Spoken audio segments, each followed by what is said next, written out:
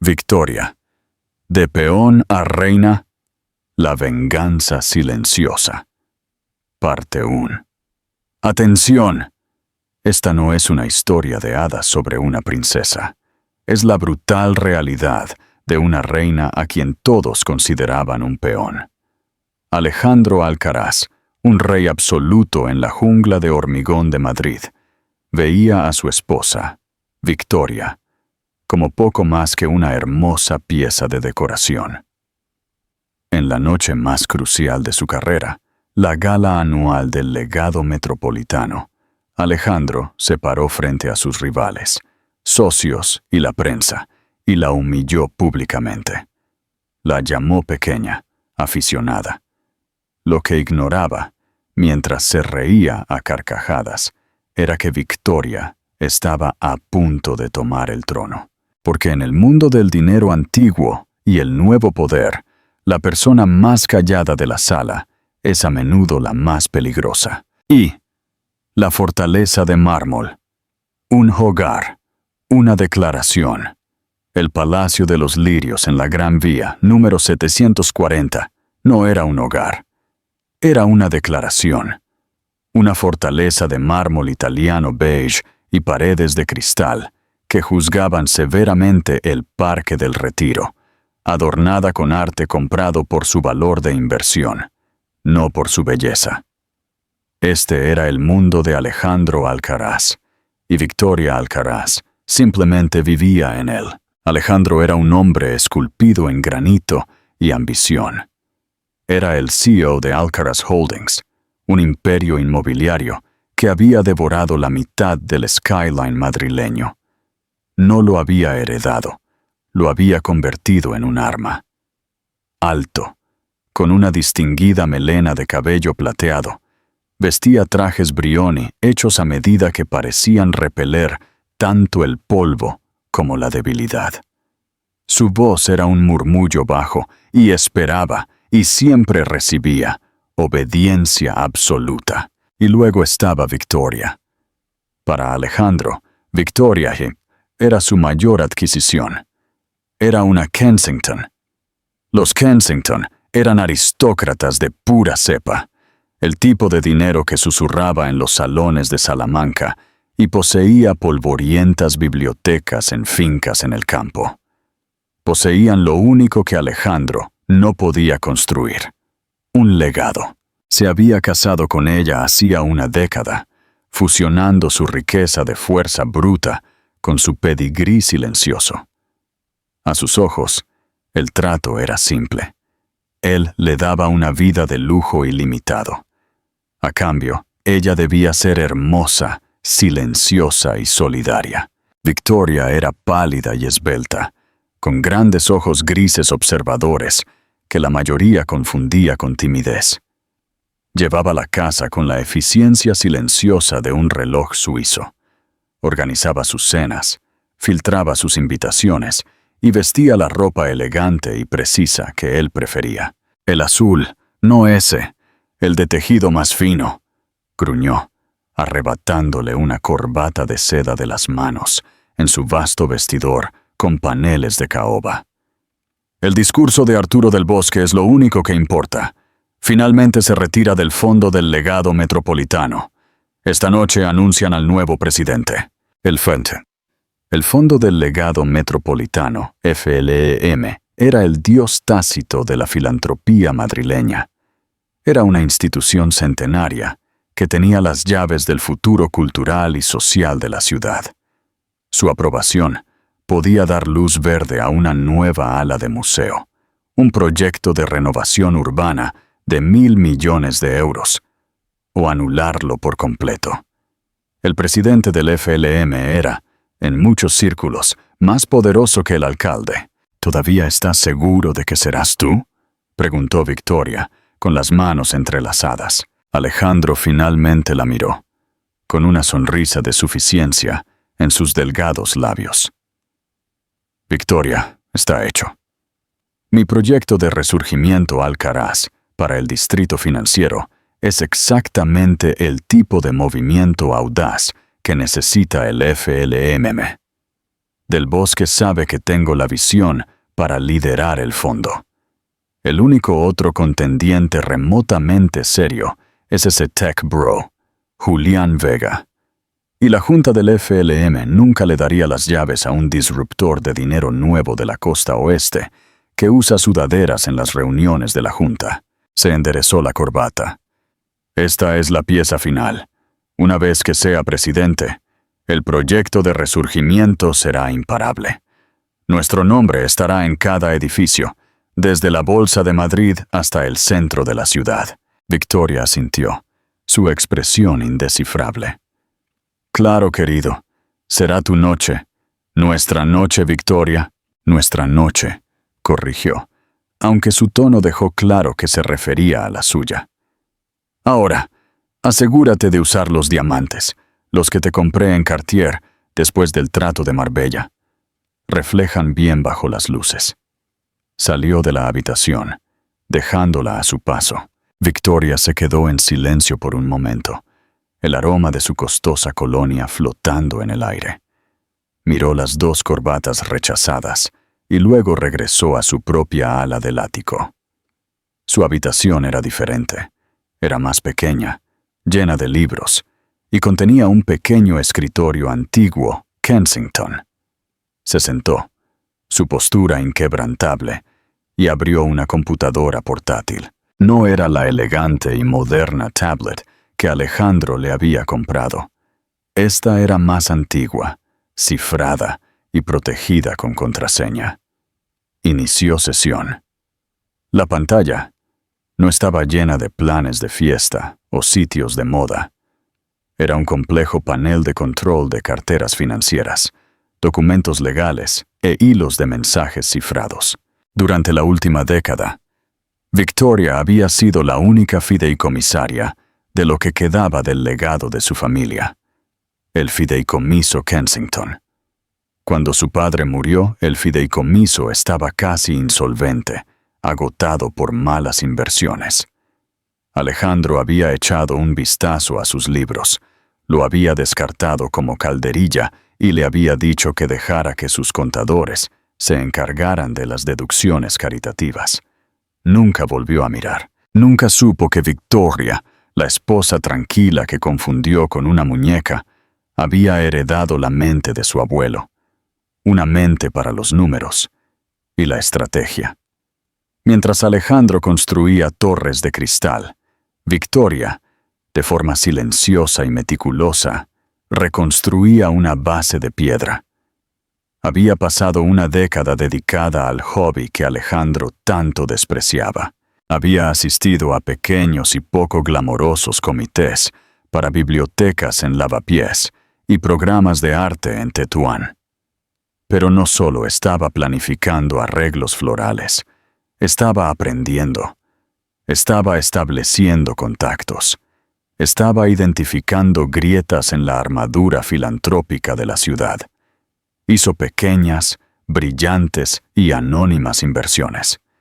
Aprendió el verdadero lenguaje del poder, no los fuertes rugidos de hombres como Alejandro, sino la firma silenciosa y vinculante en un contrato. El fideicomiso Kensington, una vez una reliquia, era ahora una potencia silenciosa.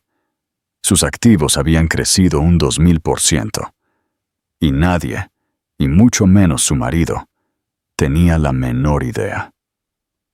Abrió un correo electrónico seguro del asesor legal del FLM. Era una simple confirmación. Asunto. Agenda. Punto 4. Todos los términos aceptados. La transición está cerrada. Victoria cerró la computadora portátil. Fue a su armario y miró más allá de los vestidos beige, crema y gris que Alejandro prefería. En la parte de atrás, escondido en una simple bolsa de traje negra, había otro vestido. Un Oscar de la Renta hecho a medida en un tono profundo y posesivo de verde esmeralda. Miró su reloj. 6:50 p.m. Hora de ponerse los diamantes y desempeñar el papel de Victoria Alcaraz por última vez. Momento interactivo. ¿Qué crees que Alejandro se perderá más al subestimar a Victoria? ¿Su belleza, su silencio o su intelecto oculto? Comenta tus predicciones. Uy. El escenario perfecto. Un accesorio en la gala.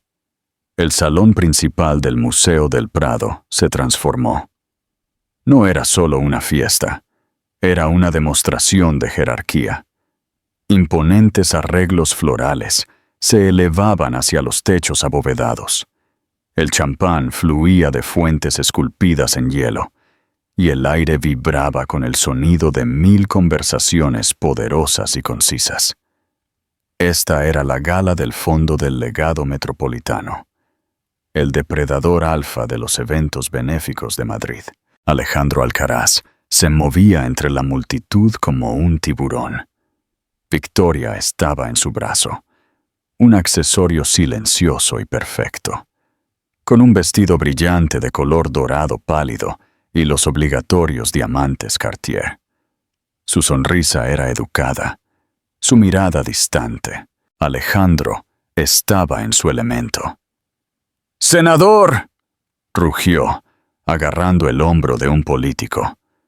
Mi proyecto de resurgimiento creará 10,000 puestos de trabajo en su distrito. 10,000. Alejandro, siempre un placer, respondió el senador, sus ojos ya escaneando la sala en busca de alguien más importante. Alejandro. Una voz aguda interrumpió el murmullo. Amelia Ruiz, la columnista social y financiera más temida del país, se acercó a ellos, con su bolígrafo listo como un bisturí. Gran noche para ti. Los susurros son ensordecedores. Todos dicen que eres el heredero aparente. Alejandro le dio su sonrisa más encantadora y depredadora. Amelia, sabes que solo estoy aquí para apoyar el fondo.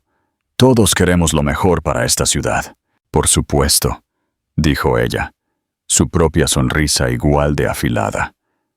Pero tu proyecto de resurgimiento es controvertido.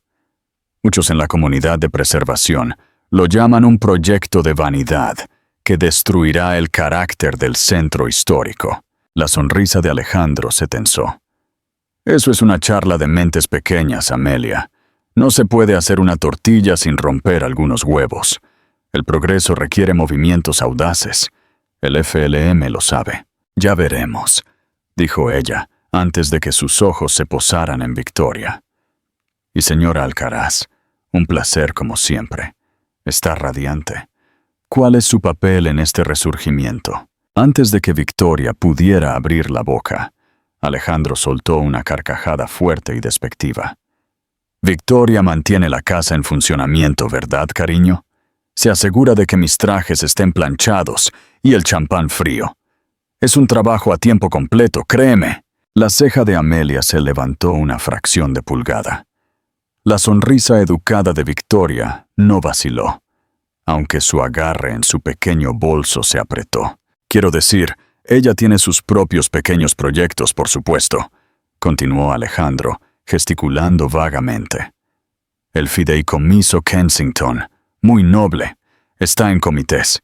Debaten arreglos florales para recaudaciones de fondos de bibliotecas. Es maravilloso. La mantiene ocupada. Disfrutaba de esta actuación. Se estaba posicionando como el hombre de acción serio y a su esposa como la socialite encantadora y frívola. Esta era la imagen. Olot. Al otro lado de la sala entró un tipo diferente de poder. Julián Vega. Tenía 30 años, una década menos que Alejandro, y había amasado una docena de fortunas en Silicon Valley. Ahora estaba de vuelta en su natal Madrid, invirtiendo miles de millones en tecnología disruptiva y, para disgusto de Alejandro, en filantropía. Vestía un traje Tom Ford oscuro, impecablemente confeccionado, pero sin corbata. Alcaraz, dijo Vega, su voz suave y clara. Asintió educadamente. Victoria, te ves deslumbrante. Hubo un cambio inmediato y sutil en su tono. Cuando habló con Alejandro, fue un desafío. Cuando habló con Victoria, fue con un respeto genuino, casi curioso. «Vega», respondió Alejandro, con la voz goteando con descendencia. «Sorprendido de verte aquí. Pensé que tu gente era más digital». «El FLM es el corazón de Madrid, Alejandro. Soy madrileño», dijo Vega simplemente. «Solo espero que el nuevo liderazgo del fondo tenga una visión para el próximo siglo, no para el último». Este fue un golpe directo al proyecto de Alejandro, que era pura arrogancia de ladrillo y mortero. «Visión», se burló Alejandro. «La visión no se trata de aplicaciones y algoritmos, hijo. Se trata de acero. Se trata de hormigón. Se trata de construir algo permanente». «Permanente puede ser sinónimo de obsoleto, Alejandro», replicó Vega. «El futuro no se trata de construir sobre la ciudad, se trata de construir en ella. Conectar comunidades. Infraestructura digital, verde y sostenible». La mirada de Vega pasó de Alejandro a Victoria, quien había estado observando el intercambio con la tranquila intensidad de un maestro de ajedrez. «¿Y tú, Victoria?», preguntó Vega, ignorando a su marido. «¿Qué crees que es el futuro de la ciudad? ¿Acero o conexión?». Alejandro se tensó, listo para interrumpir. Pero Victoria habló primero. Su voz era tranquila, pero cortó la tensión. «Creo que el futuro, señor Vega», dijo, mirándolo a los ojos, «es darse cuenta de que las estructuras más fuertes se construyen sobre el legado. La pregunta es simplemente qué tipo de legado se elige construir». Vega la miró fijamente durante un largo instante. Una lenta sonrisa se extendió por su rostro. «Bien dicho, señora Alcaraz. Muy bien dicho». Alejandro, sin embargo, estaba furioso. Odiaba ser eclipsado. Odiaba que Vega se hubiera dirigido a ella. Odiaba la confianza en su tono. La agarró del codo, sus dedos clavándose en su brazo. «Si nos disculpa», gruñó, arrastrándola hacia el estrado. «Mi esposa y yo necesitamos saludar al invitado de honor». «¿Qué demonios fue eso?», siseó en su oído, su sonrisa todavía pegada a su rostro para la multitud. «Estaba respondiendo una pregunta», dijo Victoria, con la voz perfectamente nivelada. «Tú no respondes preguntas, Victoria. Sonríes. Me dejas hablar a mí, especialmente con ese punk. Me hiciste parecer débil, condescendiendo a sus tonterías. Me preguntó mi opinión». «¿Tu opinión?», susurró, con la voz vibrando de rabia. «Tu opinión es lo que yo te diga que es. Eres una Alcaraz. Eres mi esposa. Tu único trabajo esta noche es quedarte ahí, lucir hermosa y no estropearlo, ¿entiendes?». Victoria lo miró. Su rostro estaba pálido, pero sus ojos no eran tímidos. Eran fríos. Eran del color del océano, justo antes de una tormenta. No dijo nada. Simplemente extrajo su brazo de su agarre, alisó la tela de su vestido y volvió a fijar la sonrisa en su rostro. Alejandro tomó su silencio por sumisión. Estaba, como de costumbre, catastróficamente equivocado. Z Interactivo. La tensión es palpable. ¿Qué crees que significa la corrección de Victoria para Alejandro y para el futuro del FLM? Deja tus teorías en los comentarios y dale me gusta al video para ver cómo se desata la tormenta. 3. La humillación pública. El brindis final. El comedor principal era un mar de corbatas negras y joyas relucientes. Alejandro irradiaba confianza en la cabecera de la mesa, la codiciada mesa 1 junto al podio. Tenía a Arturo del Bosque a su derecha y al alcalde a su izquierda. Era ruidoso, carismático y estaba completamente convencido de su inminente victoria. Los platos del plato principal fueron retirados. Las luces se atenuaron ligeramente. Amelia Ruiz, la columnista, se materializó en su mesa, con el bloc de notas en la mano. Esto era muy poco ortodoxo, pero Amelia jugaba con sus propias reglas. «Alejandro, un momento», dijo, con voz baja. La charla en la mesa se aquietó. «Se rumorea que tu proyecto de resurgimiento es el favorito para la primera subvención de 9 cifras del fondo bajo el nuevo presidente.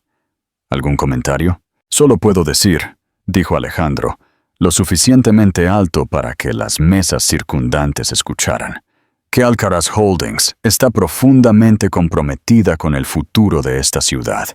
Creemos en construir, no solo en hablar. Pero algunos, Amelia presionó, dicen que el proyecto depende completamente de que usted sea nombrado presidente, que es un conflicto de intereses, que el fondo estaría apoyando a su propia empresa. Eso es calumnia, Amelia. El proyecto se basa en sus propios méritos. Es el único sobre la mesa lo suficientemente grande como para importar realmente. ¿Y qué hay de la oposición?, preguntó ella. La propuesta de conexión verde de Julián Vega, por ejemplo, es más pequeña, más enfocada en la comunidad y tiene mucho apoyo popular. Alejandro soltó una risa corta y aguda. «¿Vega? Eso no es una propuesta, es un panfleto, es una fantasía dibujada en una servilleta. No se puede alimentar una ciudad con carriles bici y wifi gratis, Amelia. Se necesita agallas, se necesita acero». Entonces, Amelia giró su bolígrafo y su atención hacia Victoria. Fue el movimiento de una periodista magistral, desequilibrando al hombre poderoso al dirigirse a su silenciosa compañera. «Señora Alcaraz», dijo Amelia, su voz clara y precisa. «Usted dirige el Fideicomiso Kensington. Es uno de los nombres más antiguos de esta sala.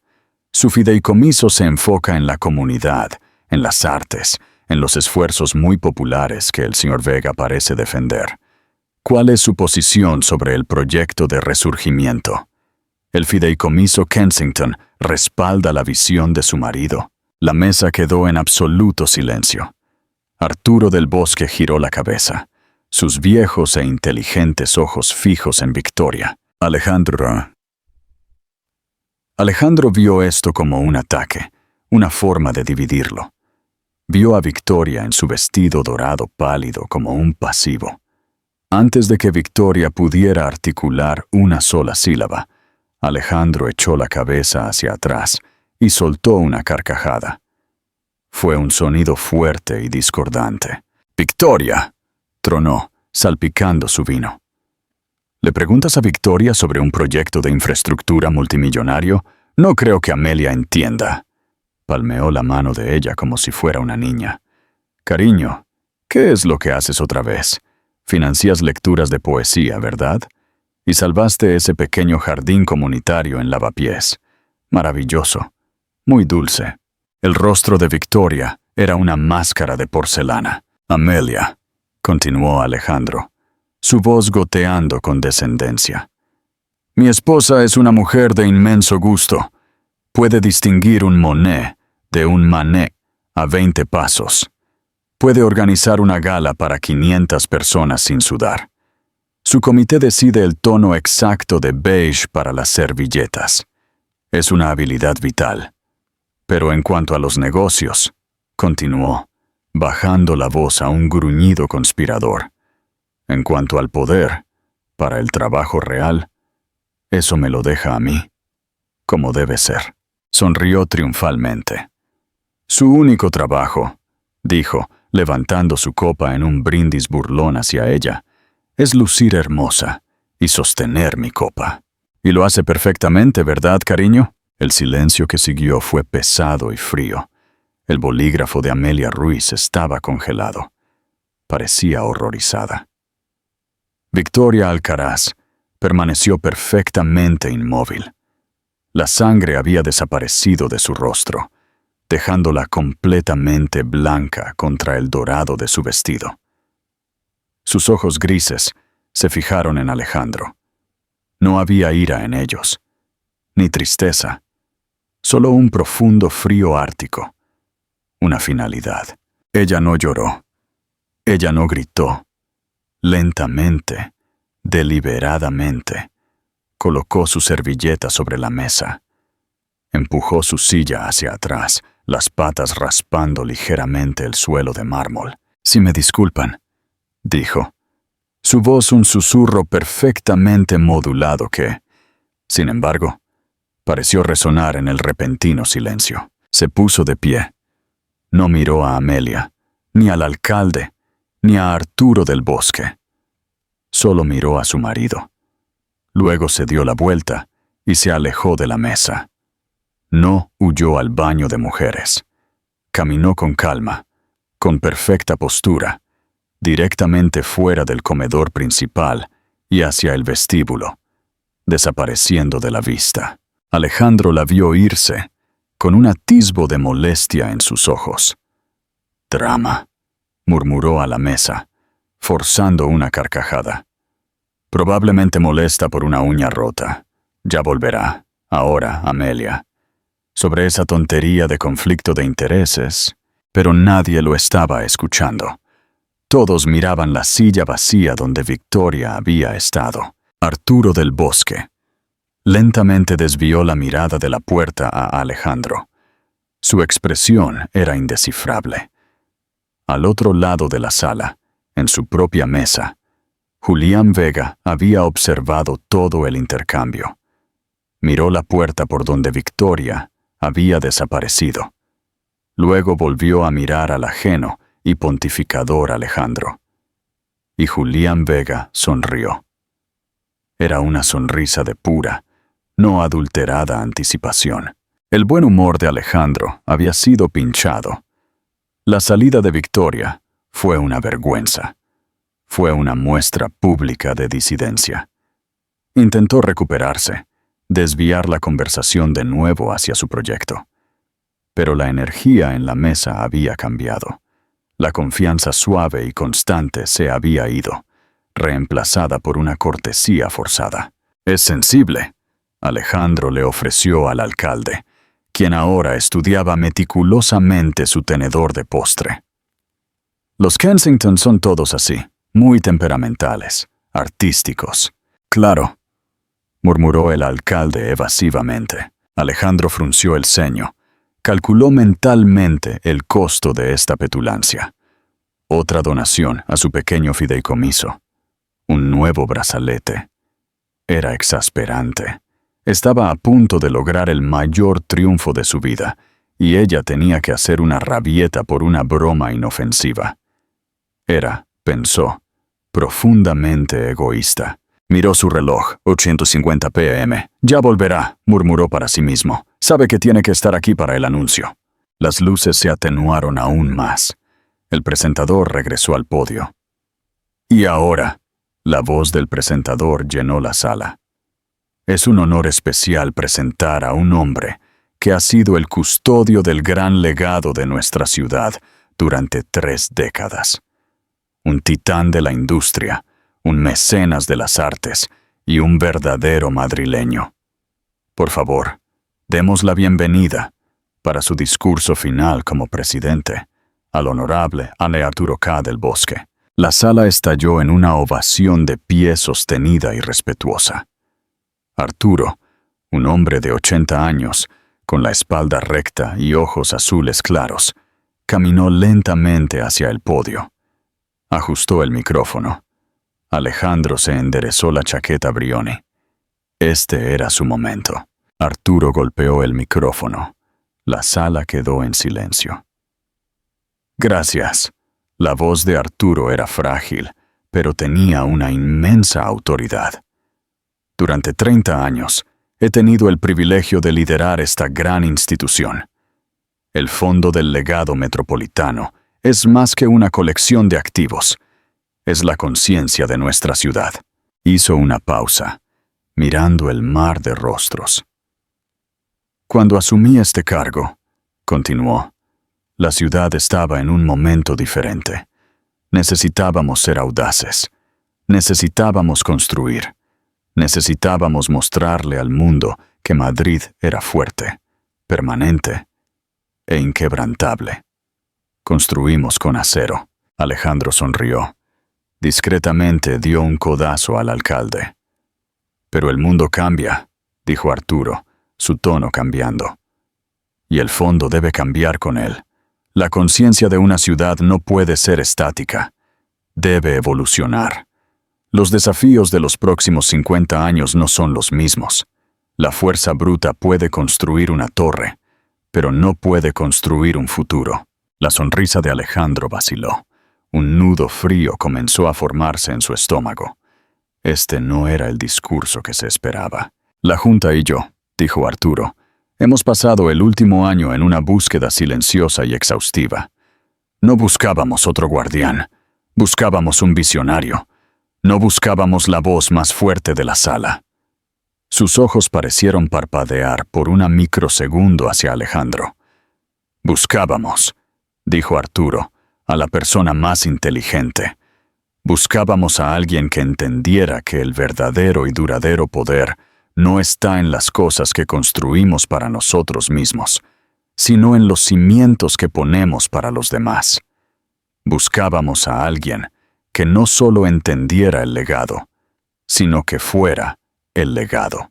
Alejandro ya no sonreía. Estaba confundido. Esto no sonaba como él. Miró la mesa de Julián Vega.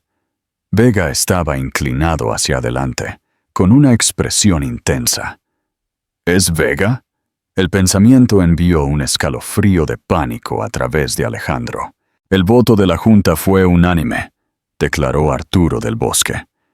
Hemos encontrado un nuevo presidente, un nuevo líder, para hacernos avanzar a todos.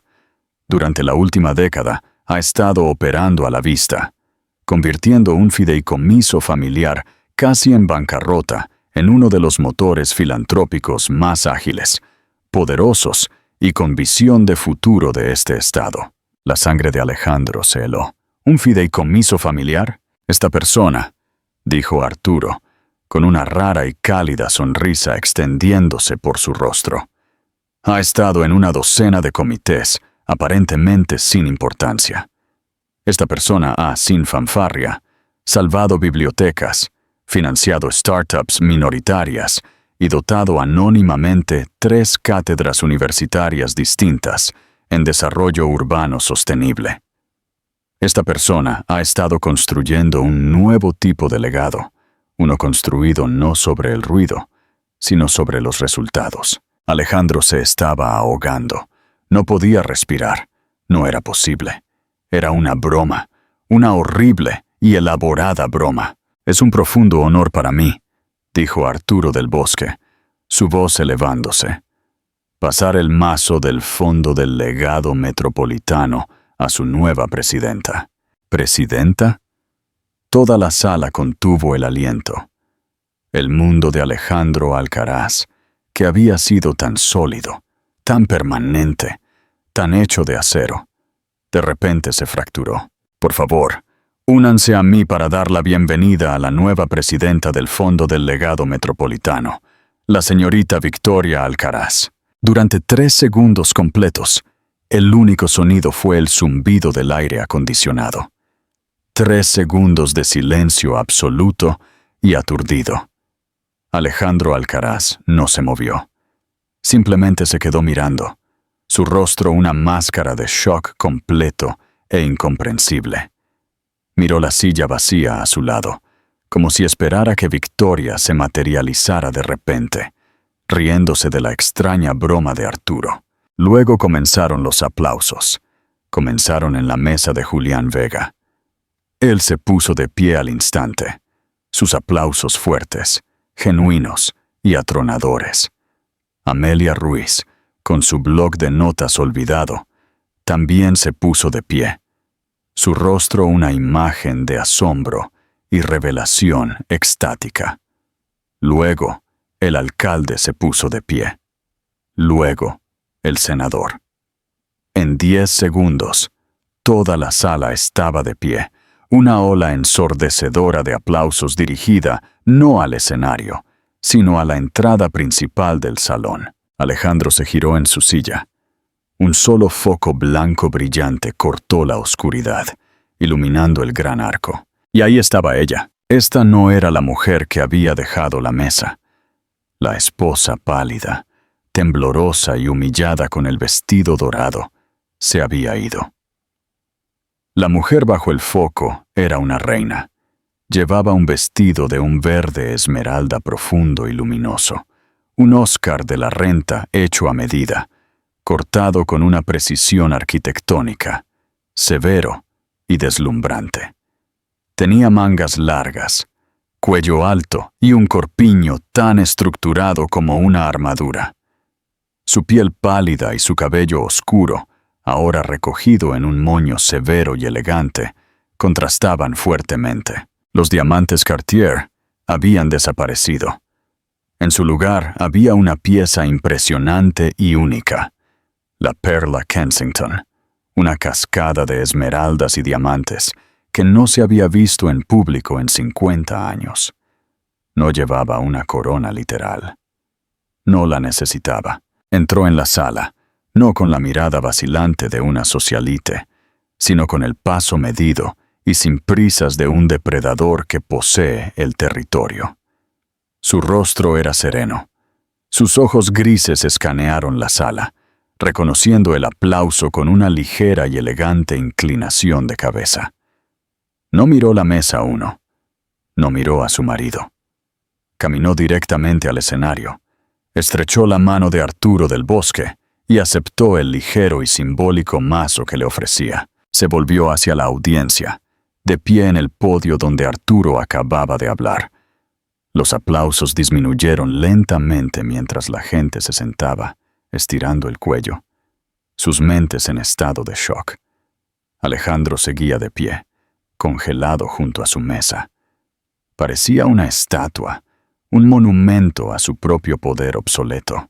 Victoria ajustó el micrófono, dio un pequeño golpe y esperó. «Gracias, Arturo», dijo. Su voz no era el susurro al que él estaba acostumbrado. Era clara, nítida y amplificada, resonando con una autoridad musical que llenaba cada rincón del vasto salón. «Gracias a la Junta y a todos ustedes, durante generaciones», comenzó, mirando a la sala. «El Fondo del Legado Metropolitano ha sido la base de nuestra ciudad. Ha sido, como Arturo tan acertadamente dijo, nuestra fuerza, nuestro acero. Pero la ciudad está cambiando. El mundo está cambiando. Y el legado no es un monumento que se construye y se abandona. Es un jardín. Debe ser cultivado. Debe ser nutrido. Y a veces, sus ojos recorrieron la sala. Debe ser podado.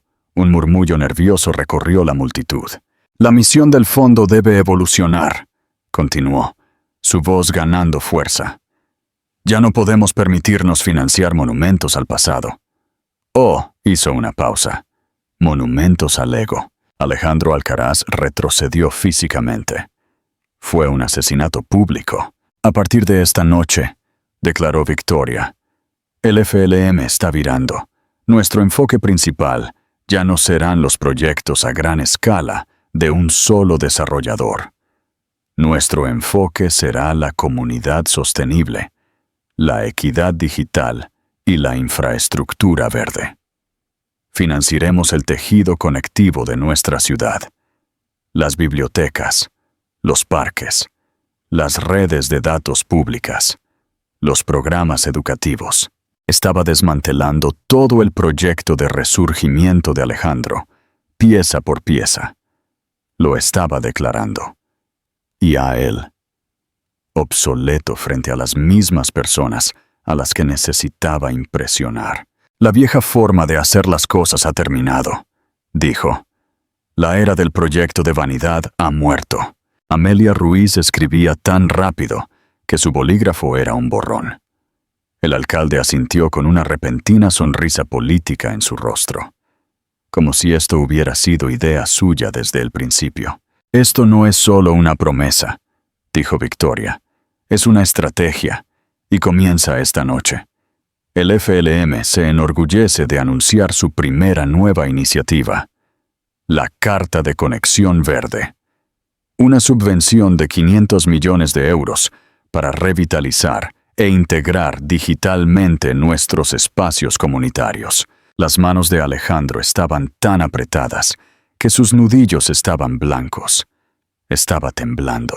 «Uy», dijo Victoria, con una pequeña y peligrosa sonrisa jugando en sus labios, para demostrar que nos tomamos en serio una nueva forma de colaboración, combinando el antiguo legado con una nueva visión. El FLM no financiará esta iniciativa solo. Nos enorgullece anunciar a nuestro nuevo socio principal en esta empresa. Miró directamente a Julián Vega. El Fondo del Legado Metropolitano se asocia oficialmente con la Fundación Vega. Vega se puso de pie, una sonrisa amplia y brillante en su rostro. Inclinó ligeramente la cabeza hacia Victoria. Ella asintió. Fue una coronación, un nuevo rey y reina ungidos. Alejandro Alcaraz finalmente se desplomó de nuevo en su silla. No solo había sido derrotado, había sido aniquilado. Era un fantasma en su propio funeral. Los ojos de Victoria. Finalmente se movieron a la mesa uno. Pasaron por el alcalde, pasaron por los platos vacíos y se posaron en su marido. Miró al hombre roto, con el rostro pálido y tartamudo que, una hora antes, le había dicho que sostuviera su copa. «El verdadero legado», dijo, bajando la voz, pero su mensaje era claro.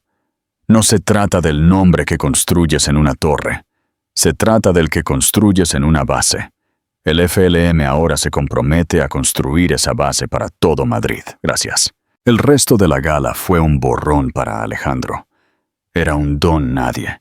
La gente que lo había palmado en la espalda una hora antes, ahora le evitaba. Observó desde la distancia cómo se formaba una multitud alrededor de Victoria. Julián Vega estaba a su lado. El alcalde se reía, con el brazo alrededor de su hombro. Victoria estaba radiante. Hablaba con fluidez sin esfuerzo sobre la expiación. La arquitectura del cierre. Parte 4. Éxodo. El resto de la gala fue un borrón para Alejandro. Era un don nadie. La gente que lo había palmado en la espalda una hora antes, ahora le evitaba. Observó desde la distancia cómo se formaba una multitud alrededor de Victoria. Julián Vega estaba a su lado. El alcalde se reía, con el brazo alrededor de su hombro. Victoria estaba radiante. Hablaba con fluidez sin esfuerzo sobre la emisión de bonos, las leyes de zonificación y las asociaciones de fibra óptica. Ella era, Alejandro se dio cuenta con una punzada nauseabunda, una genio, y lo había ocultado. Lo había ocultado todo detrás de una máscara de cumplimiento beige durante 10 años. Salió de la gala sin siquiera molestarse en recoger su abrigo. Se paró en los grandes escalones del Museo del Prado. El aire frío de la noche, golpeando su rostro como una bofetada, era todo lo que sentía. El viaje de regreso a la Quinta Avenida fue silencioso. Caminó por la vasta sala de mármol, su corbata arrancada, su chaqueta tirada al suelo. Cuando escuchó el suave clic del ascensor privado, ella entró. Todavía vestía el traje verde esmeralda, las joyas Kensington descansando sobre sus clavículas. Se veía, si era posible, aún más poderosa en el ambiente estéril y moderno de su hogar. Pasó junto a él, dirigiéndose al bar. «Tú», finalmente escupió, su voz un áspero graznido. «Tú, perra». Victoria se detuvo. Se giró, no con miedo, sino con una especie de curiosidad clínica. Se sirvió un pequeño vaso de agua. «Planeaste esto», la acusó, su voz subiendo a un grito. «Me humillaste, destruiste mi proyecto, me destruiste». Tu proyecto era un monumento inflado y sobreapalancado a tu propio ego, Alejandro, dijo ella, con la voz tan tranquila como el agua en su vaso. Habría llevado a la bancarrota al fondo y habría desplazado a 5.000 personas. Era un mal negocio. Yo maté un mal negocio.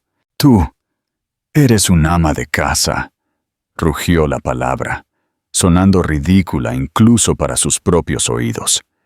Tú planeas fiestas, tú flores y servilletas. Victoria tomó un pequeño sorbo de agua.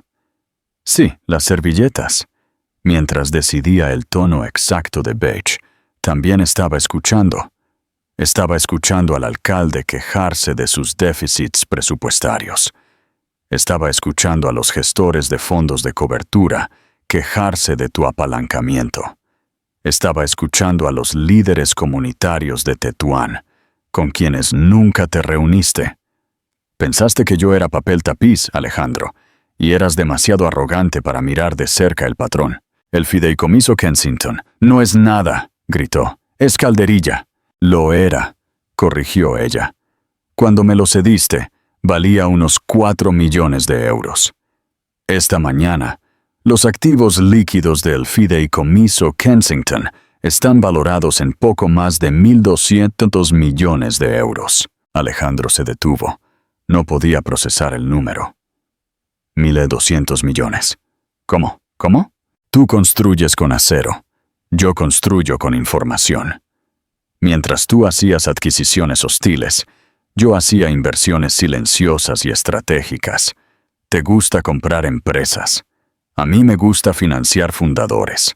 Te sorprendería lo que vale hoy una inversión de 100.000 euros en una firma de biotecnología hace 10 años. O una pequeña empresa de procesamiento de datos. Una que, por cierto, el fondo de Julián Vega adquirió más tarde. Él y yo hemos estado moviéndonos en los mismos círculos durante años, Alejandro. Simplemente nunca pensaste en preguntar quién estaba en la sala conmigo. Me usaste, susurró, la rabia convirtiéndose en un pavor frío y nauseabundo. Tú me usaste, replicó ella, su voz endureciéndose por primera vez. Te casaste conmigo por mi apellido. Me usaste como un accesorio. Me silenciaste, me despediste y me menospreciaste. Pensaste que yo era un activo y tenías razón. Lo era. Solo que no era tu activo. El pavor en su estómago era ahora terror puro y no adulterado. Finalmente estaba viendo el tablero de ajedrez. La presidencia del FLM, tartamudeó. Del Bosque, él no solo... Arturo del Bosque era el padrino de mi padre, afirmó Victoria rotundamente. Ha sido mi mentor desde que tenía 20 años. Me pidió que me hiciera cargo del fondo hace 3 años. Le dije que no estaba lista. Le dije que me quedaba una última pieza de asuntos pendientes. ¿Qué asuntos?, susurró Alejandro. Victoria caminó hacia su escritorio antiguo en la esquina. Abrió un cajón y sacó una gruesa cartera encuadernada en cuero. La deslizó sobre la mesa de café de mármol hacia él. Alcaraz Holdings, dijo. Él la abrió. Sus ojos escanearon las páginas. Su rostro se puso más pálido con cada línea. Era un desglose de su empresa, su deuda, sus activos apalancados y, al final, una lista de sus acreedores primarios, secundarios y terciarios. Levantó la vista. ¿Qué es esto? ¿Recuerdas a Phoenix Capital Group?, preguntó ella. ¿El fondo asiático anónimo que salvó tu trato de la calle de Alcalá hace 5 años? ¿El que compró toda tu deuda tóxica y la reestructuró? Se quedó mirando, desconcertado. Me salvaron. Esa era yo, dijo Victoria. El mundo de Alejandro se tambaleó sobre su eje. Fue la primera adquisición importante del fideicomiso Kensington, explicó. Estaba sobreapalancado. Estabas a punto de perderlo todo. No podía permitir eso. Necesitaba que te quedaras en la cima. Necesitaba que siguieras construyendo, que siguieras pidiendo prestado, que siguieras expandiéndote, para que siguieras cavando tu propia tumba. He sido tu acreedora principal durante 5 años, Alejandro. Él la miró, con la boca abierta, sin que saliera ningún sonido. Era una mosca en una telaraña que nunca había visto. No solo me posees, susurró. Yo soy dueña de este apartamento, dijo ella. Soy dueña del coche en el que viajas. Soy dueña del proyecto de resurgimiento Alcaraz, que disolveré oficialmente mañana por la mañana, en la primera reunión de la Junta del FLM. Soy dueña de ti. Ella dejó que eso flotara en el aire. La verdad final. Brutal e innegable. Alejandro Alcaraz, el hombre de granito y ambición, finalmente se rompió. No solo se sentó, se desplomó sobre el sofá color crema. Su cuerpo, momentos antes vibrante de rabia, ahora estaba completamente flácido. Se cubrió la cabeza con las manos, los codos sobre las rodillas. El traje Brioni, su armadura, se sentía barato y pesado, como un disfraz. Estaba arruinado. No era solo el dinero. No era solo la presidencia del FLM. Era la abrumadora y asfixiante totalidad de su derrota. Era la comprensión de que toda su vida, todo su imperio, había sido una obra de teatro dirigida por la única persona a la que ni siquiera había considerado un actor. Había estado jugando a las damas contra un gran maestro, y ella había estado jugando durante una década. ¿Por qué? Finalmente preguntó. Su voz no era un rugido.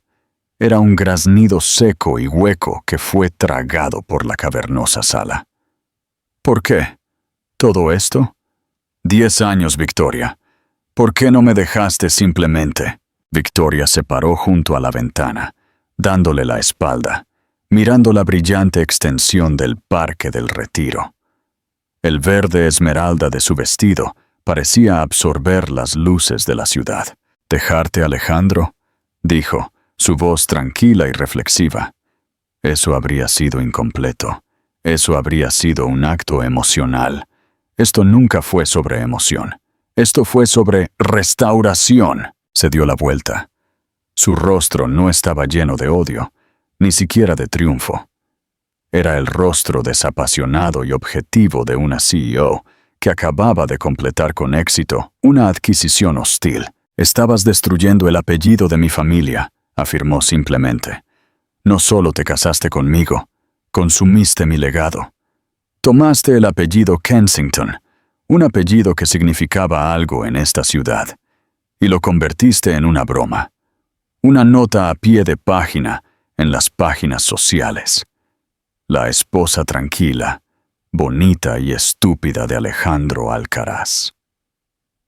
Comenzó a caminar lentamente hacia él, sus tacones haciendo clic con la finalidad de un suelo de mármol. Mi abuelo, Roberto del Bosque, dotó la Escuela de Ingeniería de la Universidad de la ciudad. Mi madre, Carmen del Bosque, financió la primera clínica gratuita para mujeres en esta ciudad. Ellos construyeron cimientos, construyeron futuros. Se detuvo, de pie sobre él. «¿Y tú?», dijo, bajando la voz a un susurro de profundo desprecio. «¿Tenías a su descendiente? ¿A mí?». Reducida a una fotografía en Vogue, elogiada por mi impecable gusto en servilletas. La palabra flotó en el aire, vibrando con una década de furia reprimida. «No hice esto por venganza, Alejandro. La venganza es algo desordenado y apasionado.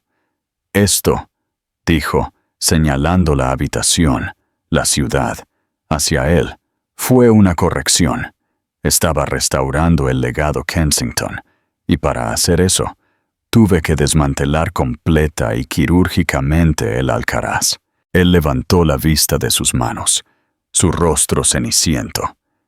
El alcance total y horrible de su arrogancia finalmente se estaba estrellando contra él. «Estaba tan desesperado por demostrar que eras el hombre más inteligente de la sala», dijo ella. «Nunca te detuviste a pensar quién más estaba en ella. Tu desprecio por mí fue el activo más valioso que tuve. Fue la tapadera perfecta.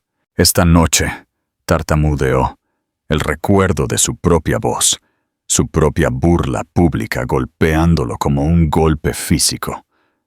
«En la mesa. Cuando dije esas cosas, tú ya lo sabías. Te dejé ser tú, Alejandro, dijo Victoria. Eso era todo lo que se requería. ¿Y ahora qué?, preguntó, su voz la súplica de un hombre roto. ¿Qué pasa? ¿Me liquidas? ¿Me tiras a la calle? No seas dramático, dijo, su voz desprovista de lástima. Esto no es una telenovela, esto es una transacción. Caminó hacia la enorme mesa de café de cristal. De su pequeño bolso esmeralda, sacó una llave y abrió un cajón en el escritorio antiguo Kensington. Sacó 2 carteras encuadernadas en cuero. A las 9 a.m. de mañana por la mañana, dijo, colocando la primera frente a él.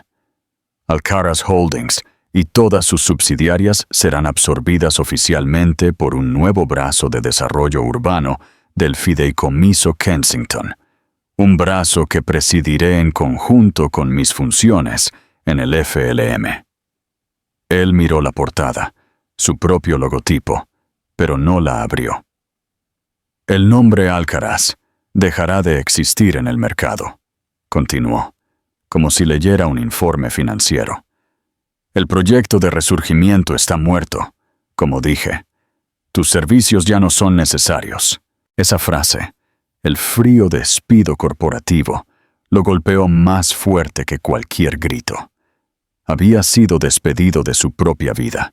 Pero soy, tartamudeó, gesticulando inútilmente entre ellos. Soy tu marido. Ya no, dijo ella, colocando el segundo documento, de respaldo azul y más delgado, encima del primero. Papeles de divorcio. Él los miró fijamente. Alcaraz contra Alcaraz. Fue el corte final, limpio y quirúrgico. Mi abogado, el señor Hidalgo, está esperando en el vestíbulo, dijo. Subirá en 5 minutos para recoger tu firma. Yo ya he firmado. Alejandro soltó un sonido, una risa áspera y ahogada. ¿Esperas que luche contra esto? ¿Con qué base? ¿Con qué dinero? Exactamente, dijo ella. No estás en posición de hacerlo. Los términos son limpios. No soy una mujer cruel, Alejandro, solo minuciosa.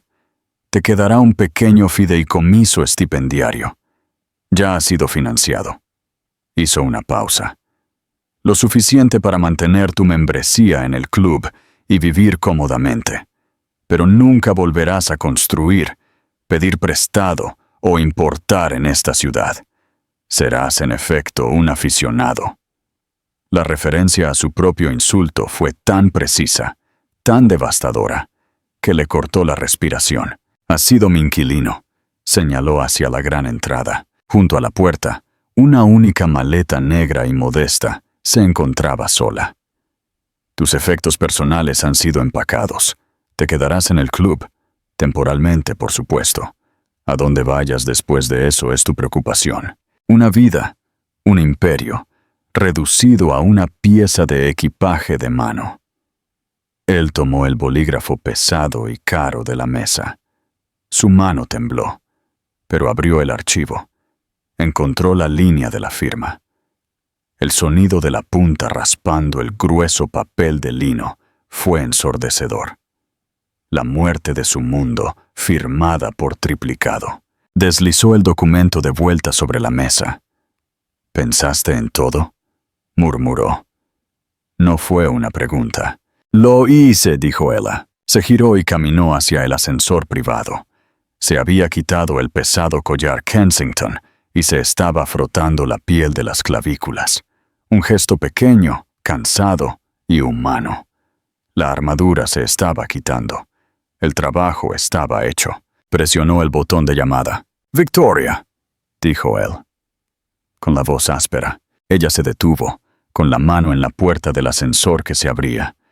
Pero no se dio la vuelta. Esa broma que hice esta noche», tartamudeó, la vergüenza finalmente ardiéndole en la garganta. «En la mesa, sobre que sostuvieras mi copa». «Lo recuerdo», dijo ella. Con voz tranquila. «Fue la única verdad que dijiste en toda la noche». Él levantó la vista, confundido. «Simplemente identificaste mal los roles», dijo ella. Entró en el ascensor con espejos y se giró para mirarlo por última vez. La mujer que nunca vio, con el vestido esmeralda.